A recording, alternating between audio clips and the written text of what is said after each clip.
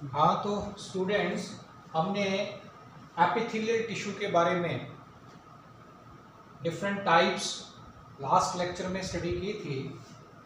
अब इसके बाद है ग्लैंडुलर एपिथेलियम। ये लास्ट टाइप है एपिथेलियल टिश्यू की। And glandular epithelium is also known as gland. Glandular epithelium को हम ग्लैंड्स भी कह देते हैं। और बेसिकली अगर हम देखें तो ग्लैंड क्या होता है? ए सेल और group of cells which are secretory in function, यानी कोई भी एक सिंगल सेल या ग्रुप ऑफ सेल्स जिनमें से कुछ ना कुछ सक्रीट होता हो, दैट कंस्टिट्यूट ए ग्लैंड। अब जितने भी ग्लैंड्स होते हैं they are epithelial in origin. They are made up of either columnar shaped cells or cuboidal cells। यानी एपिथेलियल टिश्यू के साथ जो कोई भी सेल्स या ग्रुप ऑफ सेल्स एसोसिएटेड होते हैं which secrete something or which secrete certain materials, they are called as glands। अब ये जो ग्लैंड्स की secretions होती हैं ये क्या क्या हो सकती हैं? तो वेरियस काइंड के जो मैक्रोमोलिक्यूल्स हैं जिसमें प्रोटीन्स हैं, कार्बोहाइड्रेट्स हैं, लिपिड्स हैं, ये डिफरेंट टाइप के जो मैक्रोमोलिक्यूल्स हैं they are present in the secretions of different glands और ग्लैंडुलर एपिथेलियम। फॉर एग्जांपल अगर हम पेंक्रियाज की बात करें तो पेंक्रियाज की सिक्रीशन जो है they are proteinaceous in nature. जैसे पेंक्रियाज के बीटा सेल्स जो होते हैं, beta cells of islets of Langerhans, they secrete proteinaceous substance which is called as insulin hormone. Similarly adrenal cortex, adrenal gland हमारी kidneys के superior side के ऊपर होता है, एडेक्सियल साइड के ऊपर होता है। तो उनकी सिक्रीशन जो होती हैं एड्रीनल ग्लैंड के कॉर्टेक्स पार्ट की, वो lipids particularly steroids in nature होती हैं। ऐसे ही सलेवरी ग्लैंड्स जो हमारी बॉडी में सलाइवा सिक्रीट करते हैं बक्कल कैविटी के अंदर, उनकी secretion mixture of carbohydrates and proteins होती हैं। सिमिलरली मेमरी ग्लैंड्स यानी कि मिल्क सिक्रीटिंग ग्लैंड्स जो होते हैं मदर्स में, they contain a mixture of proteins and lipids. उनके अंदर प्रोटीन्स एंड लिपिड्स का मिक्सचर होता है। यानी अगर हम मिल्क के अंदर देखें तो प्रोटीन्स एंड लिपिड्स जो हैं वो प्रेजेंट होते हैं। तो जितने भी ये ग्लैंड्स हैं इन सब की सिक्रीशन जो है वो वेरियस काइंड के macromolecules like proteins, lipids and carbohydrates, ये डिफरेंट काइंड के मटेरियल्स हो सकते हैं। अब आते हैं ग्लैंडुलर एपिथेलियम और ग्लैंड्स की डिफरेंट टाइप्स के ऊपर। अलग अलग बेसिस के ऊपर हम इनको क्लासिफाई करेंगे। First of all on the basis of cells, यानी कोई ग्लैंडुलर एपिथेलियम जो है वो कितने सेल्स का बना है, उसके बेसिस के ऊपर इसकी दो मेन टाइप्स हैं, यूनिसेलुलर एंड मल्टीसेलुलर। यूनिसेलुलर की अगर मैं बात करूं तो ऐसे ग्लैंड्स जो सिंगल सेल के बने होते हैं they are called as unicellular glands. For example अगर डायग्रामेटिकली देखें तो हमारे पास ये एक सेल है बेसमेंट मेम्ब्रेन के ऊपर और उसके अंदर ऐसे ये म्यूकस प्रेजेंट है, कॉलमनर शेप का सेल है जो अपने अंदर म्यूकस स्टोर किए हुए। This cell is called as, इस सेल को हम क्या बोलेंगे? म्यूकस सेल और गोबलेट सेल, गोबलेट सेल। तो ये जो म्यूकस सेल है और गोबलेट सेल है ये अपने अंदर म्यूकस स्टोर किए हुए, ये एक यूनिसेलुलर ग्लैंड की कैटेगरी में आए। Similarly multicellular glands, multicellular glands वो होते हैं जो मोर देन वन सेल्स के बने हों। फॉर एग्जाम्पल जैसे डायग्रामेटिकली अगर हम देखें तो ये कोई ग्लैंड है जिसकी वॉल जो है वो ऐसे मल्टी सेलुलर है, यानी कई सेल्स की इसकी वॉल जो है वो बनी हुई है और इसका ये जो कैविटी वाला हिस्सा है यहाँ पे कोई ना कोई मटेरियल स्टोर्ड है। तो फिर ऐसे ग्लैंड को जिसकी formation large number of cells की हेल्प से हुई है उसको हम बोलेंगे multicellular gland. For example जितने भी सलेवरी ग्लैंड्स हैं वो सारे के सारे मल्टी सेलुलर ग्लैंड्स हैं। ऐसे ही यूनिसेलुलर ग्लैंड में म्यूकस और गोबलेट सेल के अलावा सीरस सेल्स होते हैं हमारे गैस्ट्रिक म्यूकोसा में, यानी हमारे स्टमक की अंदर की लाइनिंग में, तो वो भी यूनिसेलुलर ग्लैंड्स की कैटेगरी में आते हैं। फिर है on the basis of site of secretion, यानी ग्लैंड्स के अंदर जो ये सेक्रीशंस होंगी वो कहां रिलीज हो रही हैं, किस साइट के ऊपर उनकी जो है सेक्रीशन हो रही है, उसके बेसिस के ऊपर there are 3 types of glands. Number 1 exocrine glands, number 2 endocrine gland and number 3 heterocrine gland. Exocrine glands are those glands which discharge their secretions at the site of their action। जहां पे इन glands का action होता है, यानी जहां उनकी site of action है, वहां पे अगर वो अपने सेक्रीशंस को डिस्चार्ज करते हैं तो ऐसे ग्लैंड्स को हम एक्सोक्राइन ग्लैंड बोलते हैं, which directly release their secretions at the site of action and they have a duct system। इनमें क्या होता है, अपने secretions को रिलीज करने के लिए ट्यूबुलर स्ट्रक्चर्स का एक नेटवर्क होता है जिसको हम डक्ट सिस्टम बोलते हैं, यानी they have ducts, इसलिए इनको हम डक्टेड ग्लैंड्स भी बोलते हैं। they are also called as ducted glands। exocrine glands are also known as ducted glands, यानी इनमें डक्ट्स होते हैं और इनकी सेक्रेशंस को अक्सर हम एंजाइम्स बोलते हैं। एग्जांपल एक्सोक्राइन ग्लैंड्स में फिर से salivary glands, mammary glands, mucus cells, goblet cells, ये सब इनकी examples. Endocrine glands, these are those glands which discharge their secretions either into the blood or into the lymph। और blood और lymph ये दोनों क्या हैं, ये एक्स्ट्रा सेलुलर फ्लूइड हैं हमारी बॉडी के अंदर, जिनकी हेल्प से डिफरेंट मटेरियल्स फिर क्या होता है, उनकी टारगेट साइट्स के ऊपर पहुंचते हैं। तो endocrine glands directly at the site of action अपनी secretions रिलीज नहीं करते, but they release their secretions into the blood or into the lymph, और फिर blood और lymph कैरी करते हैं उन secretions को to the site of action। और इनमें ये duct system absent होता है, यानी किसी तरह के कोई ducts नहीं होते, so these are also known as ductless glands। ductless glands। और इनकी एग्जांपल्स अगर हम दें तो जैसे फॉर एग्जांपल पिट्यूटरी ग्लैंड की एग्जांपल आ जाएगी, हाइपोथैलेमस की एग्जांपल आ जाएगी। इसके अलावा हमारे पास थायराइड ग्लैंड है, हमारे थोरेक्स रीजन में, थ्रोट वाले हिस्से में थायराइड ग्लैंड की एग्जांपल दे सकते हैं, पिनियल बॉडी ग्लैंड की एग्जांपल दे सकते हैं। तो ये सारे एंडोक्राइन ग्लैंड्स। फिर आगे हेटेरोक्राइन ग्लैंड्स।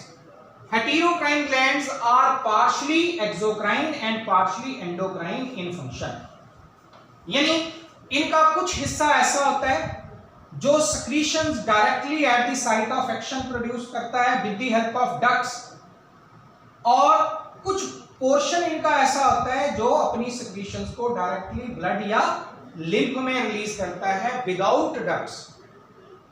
तो ऐसे ग्लैंड जो पार्शली एंडोक्राइन हो, पार्शली एक्सोक्राइन, उन्हें हेटेरोक्राइन बोलेंगे। एग्जांपल के तौर पे जैसे पेंक्रियाज। पेंक्रियाज नाम का जो ग्लैंड है इसका जो एक्सोक्राइन पोर्शन है उसकी सिक्रीशन को हम पैंक्रियाटिक जूस बोलते हैं, जो with the help of ducts हमारे एलिमेंट्री कैनाल में रिलीज होता है एंड डाइजेशन ऑफ फूड में हेल्प करता है। जबकि जो एंडोक्राइन पोर्शन होता है पैंक्रियाज का, that release different kinds of hormones like insulin hormone, जो कि शुगर के लेवल को रिड्यूस करता है, ग्लूकोज के लेवल को रिड्यूस करता है। इसी तरह से ग्लूकागॉन ये शुगर के लेवल को बढ़ाता है, इंक्रीज करता है इन दी ब्लड। तो ऐसे ग्लैंड्स को हम हेटेरोक्राइन ग्लैंड्स बोलते हैं, which are partially exocrine as well as partially endocrine. Next type है इसके बाद based on the nature of ducts. जैसे मैंने यहां बोला कि एक्सोक्राइन ग्लैंड्स में डक्ट सिस्टम होता है, ऐसे ही हेटेरोक्राइन ग्लैंड्स में भी जो एक्सोक्राइन पोर्शन होगा उसमें डक्ट सिस्टम होगा, लेकिन एंडोक्राइन ग्लैंड में कोई डक्ट्स नहीं होते, और हेटेरोक्राइन ग्लैंड का भी जो एंडोक्राइन पार्ट होता है उसमें कोई डक्ट नहीं होते।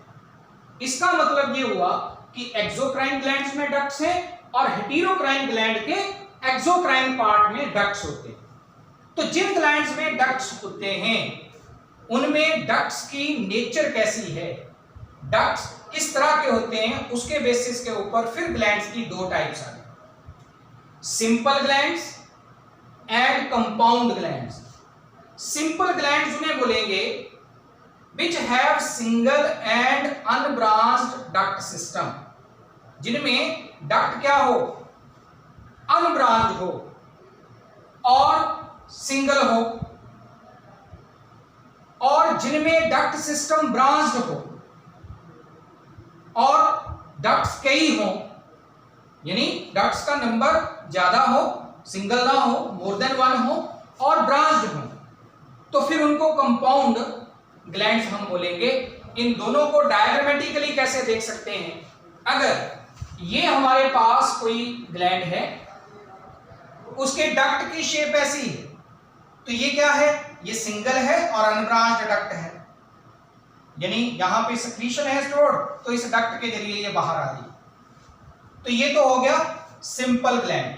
और अगर इसी को मैं मॉडिफाई कर दूं, यानी ये ऐसा हो जाए, तो ये अब क्या हो गया, ये ब्रांच हो गया, ये इस तरीके से ये ब्रांच हो गया हमारे पास। तो ये ब्रांच डक्ट सिस्टम जिसके अंदर होगा, यानी यहां से सिक्रीशन इन अलग अलग डक्ट्स के जरिए किसमें आ रही है, इस कॉमन डक्ट में, फिर इससे जहां भी साइट ऑफ एक्शन होगी वहां पे ये रिलीज होंगे। तो ऐसा जिनमें ब्रांच डक्ट सिस्टम हो उन्हें बोलते हैं कंपाउंड ग्लैंड्स। सिंपल ग्लैंड्स की एग्जांपल हम अपनी बॉडी में जो स्वेट स्क्रीटिंग ग्लैंड्स होते हैं, हमारी स्किन के अंदर जो स्वेट ग्लैंड्स हैं वो सिंपल ग्लैंड्स हैं। सिमिलरली जो मदर्स में मिल्क स्क्रीटिंग मेमरी ग्लैंड्स होते हैं, ये क्या हैं, these are compound gland. Next है fourth type, depending upon the shape of the secretory duct. ये जो सेक्रेटरी डक्ट हैं, इनकी शेप की बेसिस के ऊपर, ये सारी जो शेप है इसके बेसिस के ऊपर ग्लैंड्स की फिर दो टाइप्स, एक होते हैं ट्यूबुलर ग्लैंड्स और दूसरे आ जाते हैं सेकुलर या एल्वियोलर या एसिनर ग्लैंड्स। एसिनर या एसिनल भी बोल देते हैं, एसिनर ग्लैंड्स। ट्यूबुलर, अगर किसी ग्लैंड के जो सेक्रेटरी डक्ट है उसकी शेप ऐसे ट्यूब जैसी हो, ये तो ये तो हो गया ट्यूबुलर। और अगर ग्लैंड की सेक्रेटरी डक्ट की शेप जो है उसकी जो शेप है वो ऐसे ना होके बल्कि क्या हो, उसमें ऐसे सैक लाइक स्ट्रक्चर बना हो, फ्लास्क शेप्ड हो, तो फिर उसको हम क्या बोलेंगे कि ये सैक लाइक स्ट्रक्चर इसमें बना हुआ है, इसकी शेप जो है सैक लाइक है, इसलिए सेकुलर। या एल्वियोलाई जैसी दिखती है, हमारे लंग्स की एल्वियोलाई जैसी, इसलिए एल्वियोलर। तो सेकुलर या एल्वियोलर जिनकी शेप ऐसी हो और जिनकी स्ट्रेट ट्यूब जैसी शेप हो वो क्या हो गए? Tubular glands. इनकी आगे फिर कई टाइप्स हो जाती हैं। अगर मान लो सिंगल ऐसे है तो ये सिंपल ट्यूबुलर, अगर ये इस तरीके से बना दिया तो ये हो जाएगा फिर ब्रांच ट्यूबुलर। इसी तरह से इनकी जो है कंपाउंड, इसकी भी फिर टाइप्स आ जाएंगी, सेकुलर की सिंपल सेकुलर, कंपाउंड सेकुलर, ऐसे डिफरेंट टाइप्स हैं। लास्ट में मैं बात कर रहा हूं इसके बाद फिफ्थ टाइप है based upon the mode of secretion. Mode of secretion के बेसिस के ऊपर 3 डिफरेंट टाइप्स हैं, मीरोक्राइन glands, apocrine glands and holocrine glands. Merocrine glands are those which remain intact and they release their secretion without damaging any part of the gland। यानी जो gland है वो पूरे का पूरा मेंटेन्ड रहता है। यानी ये हमारे पास अगर कोई ग्लैंड है, मान लो ये कोई ग्लैंड है, इस ग्लैंड के अंदर से सिक्रीशन ये निकल गई और ग्लैंड इंटैक्ट रहा, ग्लैंड को कोई डैमेज नहीं हुआ। ये ग्लैंड है अगर, तो इसकी सिक्रीशन बाहर रिलीज होगी without damaging any part of the gland, तो ये मीरोक्राइन ग्लैंड है। इसमें हम सलेवरी ग्लैंड, पेंक्रियाटिक ग्लैंड, इनकी एग्जांपल दे सकते हैं। फिर आते हैं एपोक्राइन ग्लैंड। एपोक्राइन ग्लैंड कौन से होते हैं? अगर ये कोई ग्लैंड है और उसकी सिक्रीशन ये रिलीज हुई और साथ में जो एपेक्स है, apical portion of the gland भी साथ में ही फॉल ऑफ हो गया, डिस्चार्ज हो गया, डैमेज हो गया, यानी टिप ऑफ द ग्लैंड है या apical portion of the gland जो है वो भी साथ में ही डैमेज हो गया, यानी वो भी सिक्रीशन के साथ रिलीज हो गया, then it is known as apocrine gland. और इसमें मिल्क सिक्रीटिंग ग्लैंड यानी मेमरी ग्लैंड्स की एग्जांपल देंगे। और लास्ट है होलोक्राइन ग्लैंड। होलोक्राइन ग्लैंड कौन से होते हैं कि अगर सिक्रीशन रिलीज हुई और पूरे का पूरा ग्लैंड ही ब्रस्ट कर गया, यानी whole of the gland is damaged. अगर पूरे का पूरा ग्लैंड जो है वो डैमेज हो गया, पूरे का पूरा ग्लैंड जो है वो पूरी तरह से खत्म हो जाए ड्यूरिंग द सिक्रीशन, जैसे ही सिक्रीशन रिलीज होगी, during the release of the secretion whole of the gland is damaged, then it is called as holocrine gland। और इसमें हमारी बॉडी में, हमारी स्किन से जो सीबम सिक्रीटिंग ग्लैंड्स हैं, रेनी सीजन के दौरान ये सीबम सिक्रीटिंग जो ग्लैंड्स होते हैं जिनको हम सीबेशियस ग्लैंड्स बोलते हैं, ये होलोक्राइन ग्लैंड की कैटेगरी में आते हैं। तो मैंने ये अलग अलग बेसिस के ऊपर डिफरेंट टाइप्स के ग्लैंडुलर एपिथेलियम, और ग्लैंडुलर एपिथेलियम जो है उसको हम ग्लैंड्स भी कह देते हैं, और ये डिफरेंट काइंड के ग्लैंड्स की हमने अलग अलग बेसिस के ऊपर बात की है। अब इसके बाद एपिथेलियल टिश्यू हमारा ये खत्म हुआ इसके साथ। इसके बाद हम जो बात करेंगे वो वेरियस काइंड की जंक्शंस की हम बात करेंगे नेक्स्ट टॉपिक के अंदर। Thank you very much.